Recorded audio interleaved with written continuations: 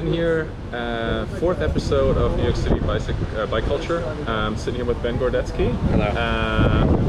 A new-ish person in the bike scene, I think we can say that. Although you've been riding bikes for a few years now. Yes. I think you're maybe more on people's radars now than when you were a beginner, which is normal. You were born and raised in Brooklyn. Yes. And you're 21 years old now, which definitely still makes you a young person. I'm excited to have kind of the first younger person on the show because, as I was telling before, it's good to get that perspective, and I really want to get more people of that perspective too, because they see, I think, you and a lot of your peers and people you ride with see the world a little bit differently than some of the old timers who have a lot of insight. But I want to see kind of your perspectives on bike riding in New York City, but we're going to start with you. I gave you a little introduction. You're a college student right now? I'm a college student. So tell us a little bit more about Ben Gorodetsky on and off the bike, but maybe just start, how did you get into bike riding? I mean, obviously lots of people riding in Brooklyn, but what brought you into it and how long have you been riding and all that? So I started going to the park probably in 2011 or 2012. And the park means? Prospect Park. Prospect Park, obviously, because you're from Brooklyn. Of course. Yes, yeah. So I just had a mountain bike, and I'd go after school. It was like one lap was 6.5 miles. Yeah, two laps. With to and from. Oh, to and from. Yeah. And I just did that for a while. So this is like a bike that your dad Walmart gave you or something something. like Walmart, whatever you Walmart, could get your hands on. Yeah, Target, Walmart, something like that. Yeah. So I did that for a while. And you were a kid, you were a teenager at this point? I was 11, 12, 13. Mm-hmm. Yeah. Just started going around the park, and I got like a hybrid. So the flat bars. Yeah. A little sportier. Yeah, a little faster. bit. A little bit. Yeah, not a road bike. Yeah. But it was something. Tires a little skinnier. And then I just started meeting people in the park. And it just said like do another lap, and I thought like 2 laps in the park was just a ton. Yeah. And it was so much. But 2 laps, 3 laps, 4 laps, and then it sort of snowballed from there. I got a road bike and went from there. Started riding more seriously, training, riding with people. You're skipping over a lot there, I think. Like, so you started, and what made you even decide like I'm going to ride a lap in the park? Was it like exercise or was it? Oh, I have no idea. Probably just something to do, really. Yeah, something to do. It didn't take that long. Mm-hmm. It wasn't heading out for 4 or 5 hours like I would do now. It was only 40 minutes or whatever it was, to do 6.5 miles at that time. And you had fun doing it, like you said, and like you just started chatting with people, or how did that go? Yeah, that was a little bit later. I remember some of the Wonder Wheel guys, like they put me in the pace line on the hybrid. So that's Dino's Wonder Wheel. I think it's fair to say a masters only team. But they're kind of. They're always out. There's always somebody from the team. Any time of the day you ride, I feel like somebody is riding a lap in the park from that team. Absolutely. And I think they're good ambassadors for the sport in some ways. Yeah. So they took you on the wings? I think it was they were just doing like a pace line. And they saw me riding in the park, and they just sort of threw me in. And I lasted, maybe for a minute.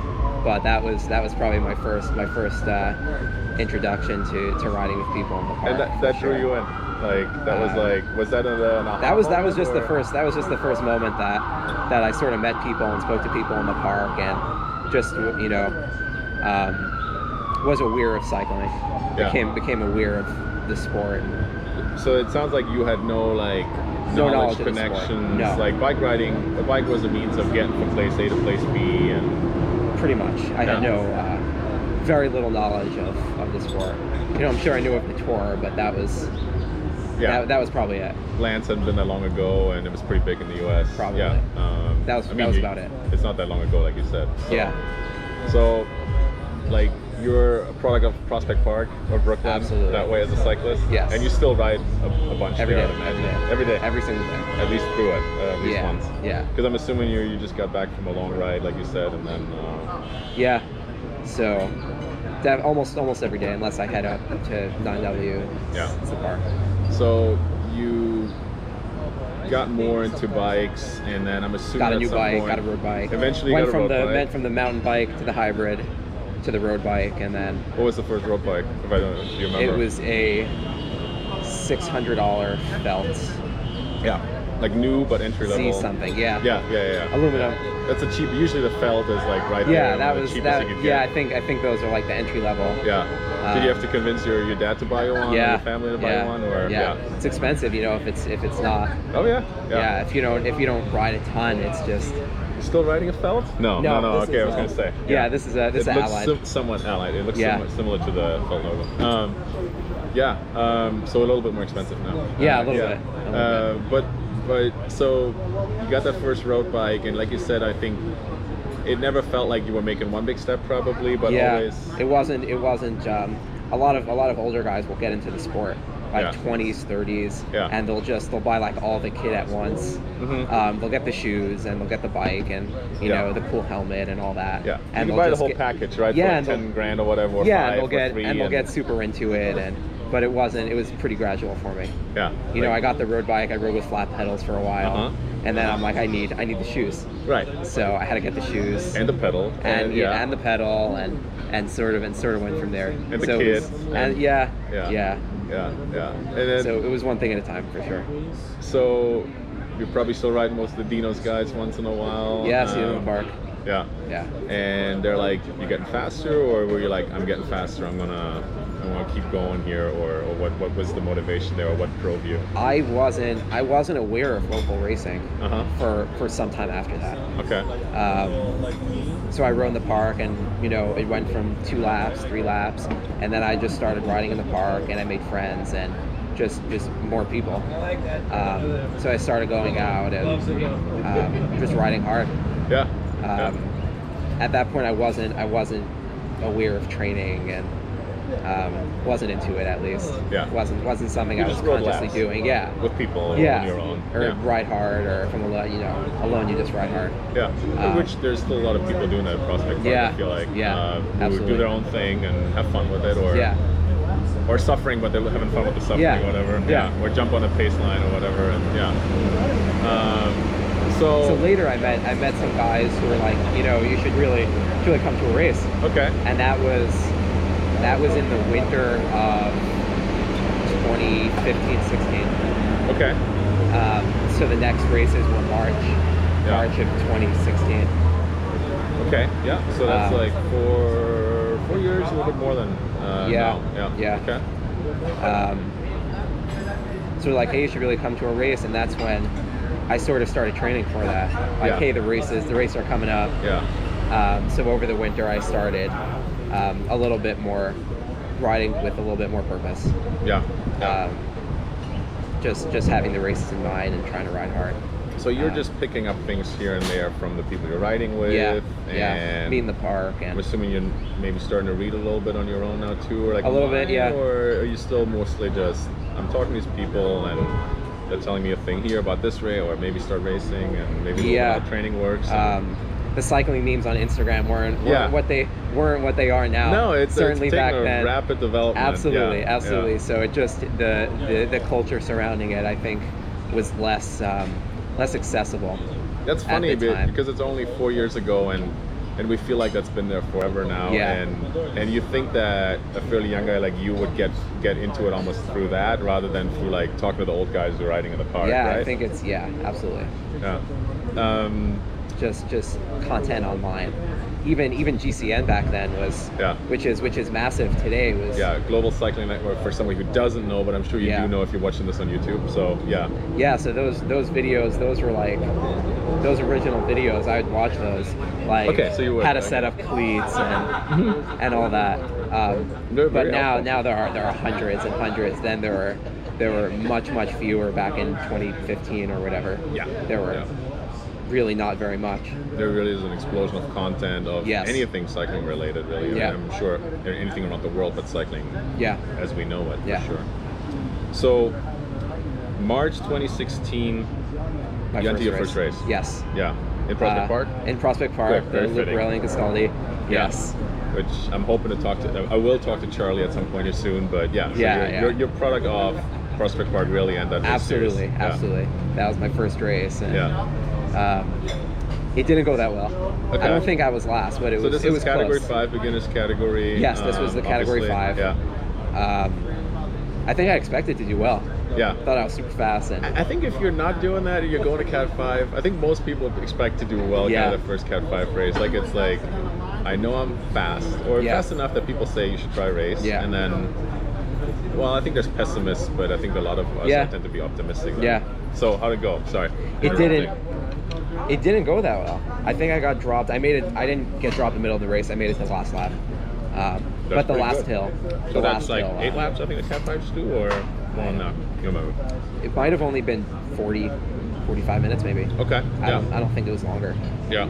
So it's 50 minutes laps, max. maybe. Yeah. So a couple laps. 24 miles, a little more. Whatever. Yeah, not even much, like 16 miles, whatever, something like that. We'll ask Charles. Not very long. Not very long at all. By today's standards. Yeah.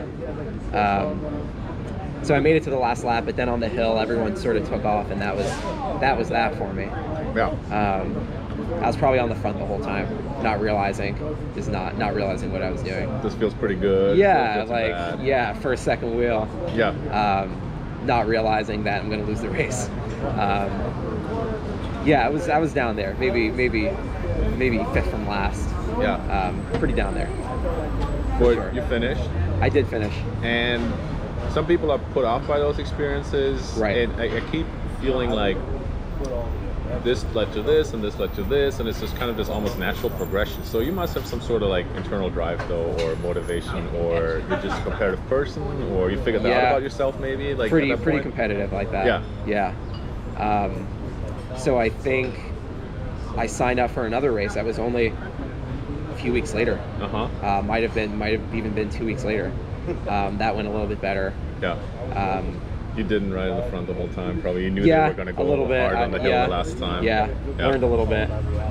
Didn't ride on the front. Let me know whenever you're ready for the thank you. I'm ready for them, thank you. Yeah. I didn't ride on the front for the whole race. Did a little bit better. Okay.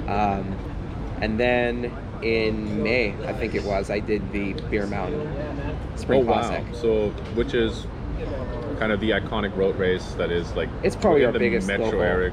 Yeah, in the New York metro area. I mean, and it's hard, right? Yeah. I mean, I've never done it. It's one of my shameful admissions I have to make here, but I was going to do it this year. I'm going to do it next year. There's a plan. We'll see what happens. But you did that also as a Cat 5, and I did that it was one of the few junior races I did. Oh, okay. I didn't do very many. So you were still under 18 at this point? I was 16. Yeah. Okay. So that makes sense. So I did. I think it was a 15-16. I think it was a 15-16 race. I made it. Might have only been 1 lap in. Okay. And I was feeling good, and then there's this turn. I dropped my chain, and my chain got stuck. And that was it.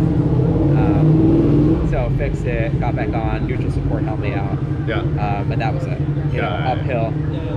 Certainly as a junior. Yeah. You know, against the whole field, it wasn't happening. No, it usually doesn't happen. You know, like you see the pros doing it. Yeah. In the amateur races, I've almost never seen it happen. Somebody gets back up for mechanical. So yeah. But maybe in the park, you know, it's flat. You could sort of, if you have a 30-second, if you're 30 seconds down, maybe you could get back on. You don't want to get your chain stuck. Yeah. But probably not in. You know, if you're in the front, by the time you make it to the back with a drop chain, you're already. You could make it. Maybe. Make it happen. Yeah. If you're lucky and the field's maybe not going super hard. Yeah.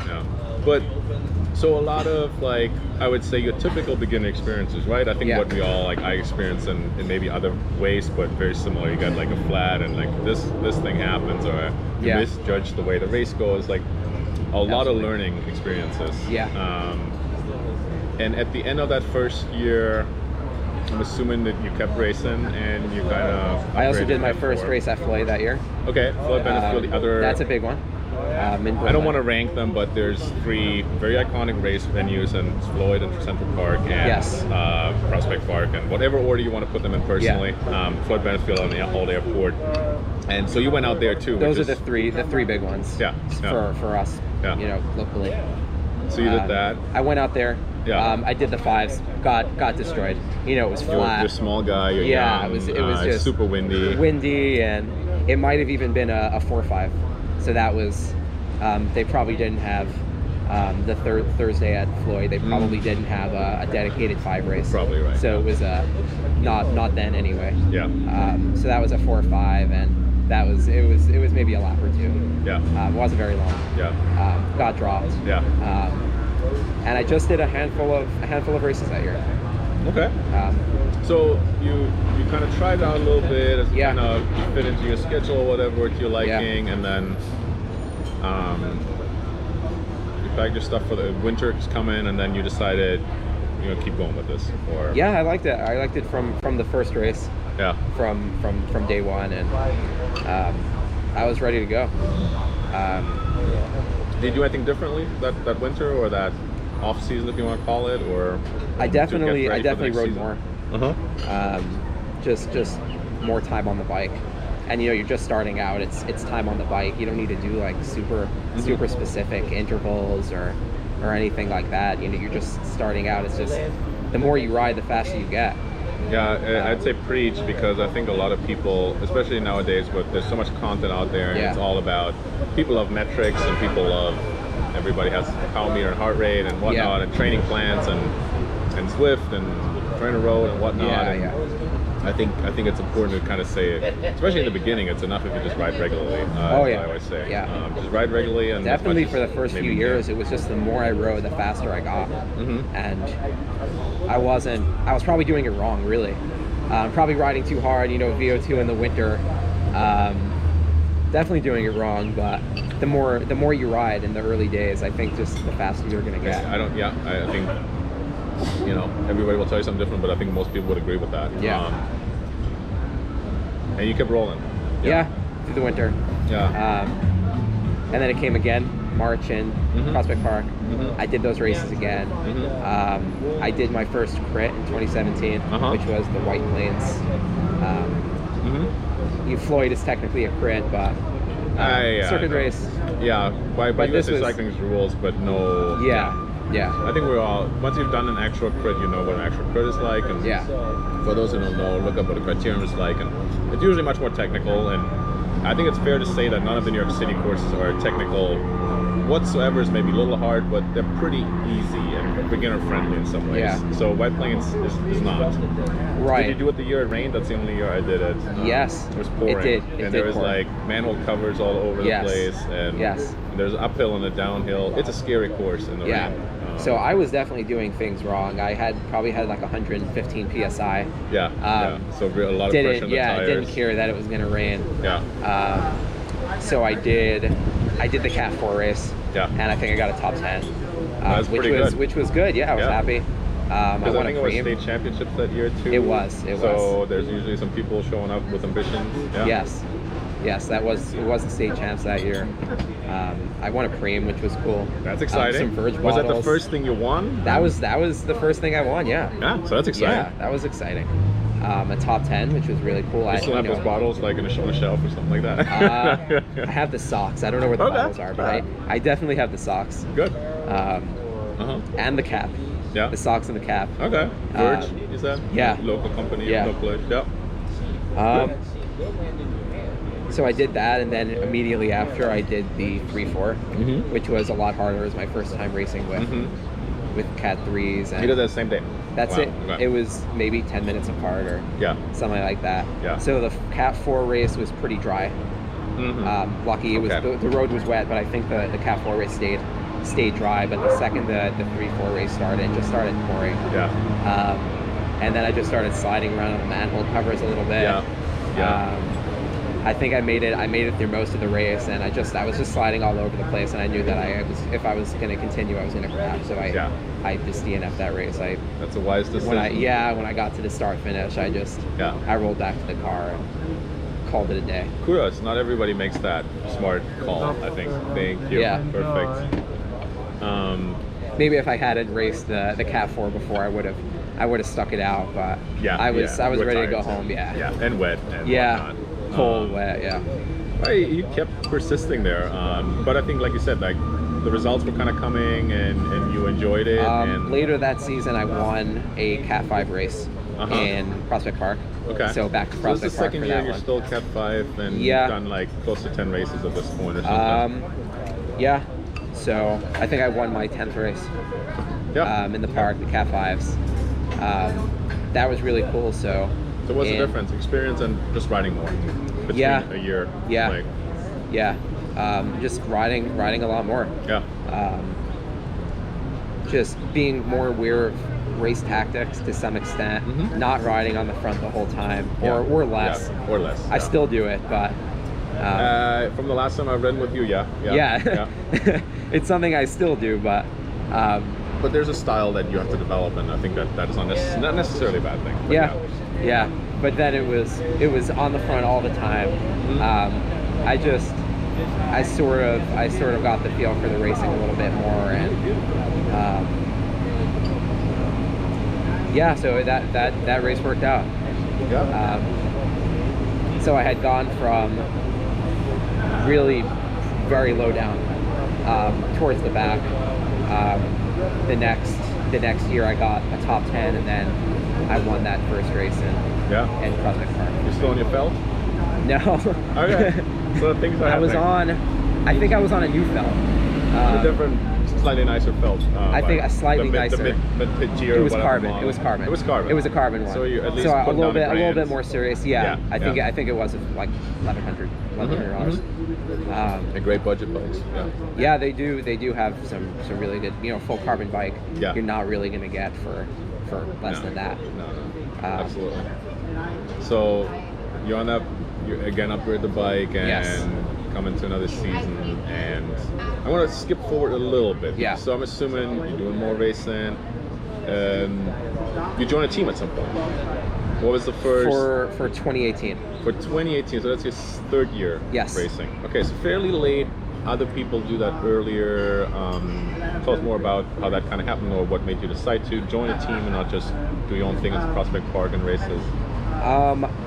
So like I said, I did Beer Mountain and I did White Plains, and some of those bigger races for the park. A team is less important, especially in the beginning categories. Definitely for the 5s, 4s. But you start racing in the 3s, and it just becomes a little bit more important. And just people to ride with. Friends, just learned from people with a lot more experience in the sport. At that time, I wasn't in the sport for really that long. I mean, you've been learning very quickly already, and I feel like you're like a sponge soaking up all the knowledge and all that. So. I didn't always listen, but people had a lot to say. I would have been surprised if you can't listen to everybody. And I think part of learning is like not always listening. And sometimes realizing who was right and who was wrong. And but people definitely had a lot to say and a lot of advice. So for 2018, I started riding with. I want to interrupt real quick. We'll come back to 2018. What's some of the best and some of the worst advice that you've gotten? If you're looking back at it, you have like a story that you don't have to mention any names, but okay. let me think. You can come back to it, so you can. Let's come back to that. I'll think of something. Because we'll take a break in a little bit, and then we can come back to that. I'll think of something. So 2018. So I had gotten my 4. I had gotten a Category 4 upgrade. So I had done my 10 races. I'd gotten a 4, and then for 2018, I started riding with Blue Ribbon Cycling. Which is one of the local CRCA sub teams. CRCA sub team. And Blue Ribbon. Just guys with a lot of with a lot of experience, and were willing to take in a young Cat 4. It wasn't a junior team. I hesitate to call any team a junior team other than the CRCA team, and there's one out in New Jersey that we should mention. What are they called? Cuevas. Star Trek is for track only, and I don't think there is anything else for juniors, right? Very few. Very few. What were people? Were you riding with people your age, and what were they doing? I was not. I was not. Because that's not by and large who's riding both bikes in the park. Right. Really, I didn't know anyone my age that was riding. In the park. Obviously, I was aware of junior racing and junior teams. That's why you had entered a junior race. But even CRCA Development Foundation, I didn't see anyone in the park. Not in Prospect Park, right? Because they probably have a few in Manhattan. Then they ride in Central Park. I didn't really see anyone in Prospect Park wearing that kit. So I was reaching out to the teams that I saw locally. Had Blue Ribbon worked out, and Great. I started riding with them for 2018. And you did some Central Park racing, and too, you raced a lot with them. Yeah, some of the bigger races. Yeah. Yeah, just started traveling a little bit more. Yeah. So you really more dedicated. Yeah. More dedicated to riding. Yeah. At this point, you're riding, and it's always on the road bike, and yes. with the vision of training and racing in mind. Yeah. So at this point, I had gotten a coach, and I started. Yeah. So you got serious. I got into it. This is 2018. This was 2018. So over 2017, I got super into it, and I just needed to start taking it more seriously, and I was learning more about the sport, and just riding around wasn't going to cut it anymore. And I wanted to do well. I didn't just want to. I didn't just want to race. And it's discouraging. You know, you keep going to races, and if you don't do well, it's not a very good time. If you're going to races and you're just not doing well race after race, it's not. That can be hard to sport that way, right? Because you have to be at least good enough to stay in the group, and then ideally, of course, you want to at least. I always say that one of the beauties of bike racing is, in some ways, especially here locally, where the courses aren't super selective, that of 100 people in the field, sometimes 60 guys reasonably think they can win, and probably even have a shot under certain circumstances to be top 10 or close enough to a win that they feel that they're competitive, right? Yeah. But you wanted to be always there. I wanted to do well. I went to the race and I wanted to win. I didn't want to finish. I didn't want to get a top 10. Didn't want to get a top 5. I wanted to win the race. Certainly in the lower categories. Yeah. You know, I think it's a little bit different to say you want to win, you know, the Cat 4 race than saying you want to win the 1, 2, 3. Sure. Yeah. Which then, if you're moving up in the categories, that's the next big goal, kind of, right? Win the 1, 2, 3 race, or win the Cat 2 race, or whatever it is. You pick a goal. And I want to fast forward just a little bit. Yes. You started racing with Blue Ribbon, accumulating more experience, and you upgraded again to Cat 3. So you got some good results and wins. And I want to skip forward to it's 2019. I think I certainly already knew who you were at that point. Yeah, because we had raced together. At Floyd. And there's young guys, and you always kind of look for who's doing well. Or, I mean, you were in my first 1, 2, 3 race at Floyd. Oh, really? That was your first my first. I had upgraded. I had gotten my 3 in 2018. I think it might have been May. And that was my first 1, 2, 3. And you actually had attacked. You had a teammate up the road, and you attacked out of corner 3. Okay. And I had gotten on your wheel, and I thought you were going to go all the way to the line. Yeah. I thought like you were going to go, and I was on your wheel, and I got it, and I turned around, and we had a gap, and it was golden. Like I was sitting easy. Yeah. You're a lot bigger than me. You're a bigger guy. Yeah. So certainly at Floyd, it was a good draft. Yeah, it's a wonderful thing to be on my wheel at Floyd. Yeah. Yeah. So I was just sitting easy, and then we turned corner 4, and you pull off. And you just look at me and you're like, sorry, you gotta go. I have to say I don't recall that, so I can't even tell you anymore. Honestly, if that was my I'm gonna play you, or if that was my I'm actually. I don't know. I don't remember it. I mean, it was certainly my mistake. Yeah. Well, realizing you had a teammate up the road, and it was the last lap. That's why you said that. Yeah, just not realizing. Yeah. So that was my mistake. So I probably just tried to get whatever place there still was, and the teammates were ahead, and Yeah, so I had sat on, and you just pulled off, and I'm like, oh no. And it was just so, there was just so much more. You were pretty close to the finish at that point, but it was too far. Yeah. Might have hung on for a top 10, but. Wow, that's a good result in the first 1, 2, 3 race. You must have been disappointed in some ways because it could have worked out better, but happy also to do. I rode hard. Yeah. So that was okay. You fit in. And like I said, I was certainly aware of you, and last year I feel like you then came in and you got to another level, and you had some really good results in the spring. I feel like you won a podium like the first 3 or 4 of the Prospect Park races until the first one was on a Saturday, and we'll get to that. Right. But you really came in hot, and it was very clear that you had jumped to another level with almost everybody assumes dedication and training then, right? And so I'd say even at that point, it's the more you ride, the faster you're going to get. I mean, obviously I was training, and I had a coach, and I was very serious about it, but I don't think there was no super secret workout that I did over the winter that made me fast. It was really probably just compounding years of training. So we would look at your Strava files and we could see that you just ride a lot more miles or just hours or even whatever if it is, even if it was intensity. the same, it was just another winter of riding in the legs, and I think that just makes a big difference. And certainly, absolutely, because you weren't doing any endurance sports before anything right? No, I mean, you started from zero, yes. and like you were starting to build over the years, and people always and obviously out of underestimate the that. junior ranks, it was maybe a little bit different for a junior. You also still growing probably from when you started to muscular, early and all that. So so really it was just the more I rode, and it was just more time that I had accumulated on the bike. Coaching, better bike, all the pieces coming together. Started coming together. Just I think it was just another winter, another year on the bike. Just more time and training. And I was on form in the spring of last year, and I was doing the Castelli races, the 2-3. Which is one of the race series in the park, which are both run by Charlie Issendorf. And the 2-3 race is great. There's not too many 2-3 races in the country really, and very few. And we have certainly locally very few. I think it's generally speaking not maybe not Orchard much of a thing. Beach or Fort Lee when that was going on, but that's about it. For the twos to get points. So at that point, it was just everything was about chasing points. Like every race, I just you caught counting, that bug too. It's the upgrade just bug counting like how many people are signed up. Are they twos? Are they threes? You're in the race points. and you know what place you need to get a point. and that to some extent determines the way you race too. Like if you get to you could go for the win. All or nothing, right? So you could go for the win, or you could maybe get 2 points. Be safe and get 6.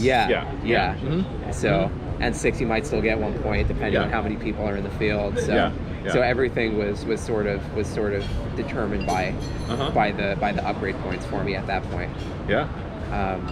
And I had done well at those races. I won. You did. I won the first 2 races. I'm just checking in here. So I had won the first 2 races, and my team was a big part. I was still on Blue Ribbon for 2019, so that was my second year with them. And that was a target race for the team at the time. The Prospect Park Castelli. The Castelli, the Prospect Park Castelli. We had a lot of 2-3s on the team. So they all showed up, and they worked hard, and we were able to make that first one happen, and then I was in the yellow jersey for the second, which was special. And it was a great feeling. I mean, I think that we kind of joke about you're in the, but I think the moment you put on that jersey, everybody feels good about getting the jersey, even if it's just for one race. It does feel special. It feels better than like I if think you get 40 wore bucks at the end. Was it last year? I had it for Lucarelli and I have it. Castelli. Sometimes I'm lucky and I have it for a day. But it's there's other people up there. So There's always something. But it feels good, right? It feels good for sure. You're leading the race. It's like one of the best rewards. But then everyone expects you to do well. Obviously, and people look at you. There's a little bit more pressure to do well. For sure. But it didn't stop you, and I think that year you also helped. You rode quite a bit of Floyd, and you helped Edwin Morel win the overall there. I think you were definitely, to my chagrin, a couple of times, certainly a part in like keeping the field together when it was needed. And you really turned into a good and ambitious and smart amateur racer. Aggressive, which, as we always say, that's typical of junior racers. So maybe in 10 years you're going to race differently, but I doubt it to some extent. I think that you have a certain style probably. I'm not one to sit in and wait for the finish. So that's just not my... I can't do it. I respect I that. just don't have the patience, and it just... I certainly respect the sprinters who can just go to the back and they're fine and they're not nervous and they're just going to wait for the finish. We know a lot of people in the city who are very good at that. And it works. It works for a lot of people. If you're a sprinter in New York City, it does work for people. But it just wasn't my thing. I'd see someone go off the front and I'm like, the race is leaving. Like that's the race. You have that certain panache for sure, and I think if you were like on the screen and people watching a pro race, I think you would be one of those riders that people like Alaphilippe style, like sometimes for the worst on the attack from the start. From the gun. riding. Not always the smartest thing to do, but Again, like you have to find your style and take your chances. And I think always sitting in, especially when you're maybe not a good sprinter, is not the way to do it, right? Yeah. I don't want to skip over all of it. We've talked now a lot, and I really like that. We talked so much about like your step-by-step development, and we've still skipped a lot, right? You could still talk about a lot of other things. But I want to take a little break here, but before we transition to something else. But kind of to sum all that up, so 2 years on CRCA Blue Ribbon. Yes. And now you're sitting here, a different kid. Yes. So tell us what kind of, a new team, a different story. Is it part of the progression? Is it part of a plan? What's kind of then, what is this next step? Obviously 2020 got interrupted. So 2021, 2021, and you're riding for New England Devil now. Yes. New England Development is a full-time, but I think everybody calls it New England Devil. Yeah. So in 2019, I had started doing well, and I started going to a lot of bigger races. I started going to regional races and national races. And of course, Blue Ribbon, it was a local team, and I felt that I just wanted a team that was going to these bigger races and had similar goals. And I had seen them a lot. I had gone up to New England to do a lot of big races, New England Crit Week, and just some other races, and they were a really good team. And I saw a lot of guys, and I met some of the people. It's a U23 Is team. it U23? Yeah, it's U23. So just a lot of people more my age, and doing the races that I was doing and doing well at them. So I'd reach out to them. So now you're like, I want to race some of the bigger regional races, which and that team is kind of giving me an opportunity probably to do that pretty well. They target a lot of the regional races and national races. They're just. So you haven't really had a chance to race with them. A little bit. But 2021 then. Actually, let's talk about that a little bit still. I'll take a quick break here, and then we'll talk about a few other topics. But I think it's been really interesting seeing like that progression from like just having a mountain bike and somehow ending up in the park, and then over the course of, let me say, 4 years, you're a really like super hooked amateur rider that is very ambitious and competitive, and racing for a regional team that's not even local anymore, and we've acquired all this cycling knowledge. You mentioned the memes, and like you're very much in that community and like a part of it, and an active part of it. Does that feel weird? Are you like the weird one in the family for that now too? I've asked other people that, and I don't want to always say like cycling is a weird sport, but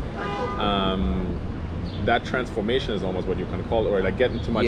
When you get so into something, that especially when you're a younger guy, is that other people look at that and it's like, oh, why is he so crazy about cycling? Or maybe a little bit. I didn't get anything too weird. That's good. Okay. It was very slow for me. So I think that might have contributed to that. It wasn't. I didn't wake up one day and I just started driving 4 hours to some race. Right, because some people would say, what are you doing? That's crazy, right? There are people that are driving hours to go to Cat 4, Cat 5 races. And I just didn't do that. So it was a very slow progression from, that makes sense. From 6.5 mile exercise to racing to doing well, and just getting more into it, and bikes and equipment and all that. You started locally, and then you kind of have now transitioned to a more regional focus on that, traveling further. Yes. All right, let's take a quick break, and then we'll back with you.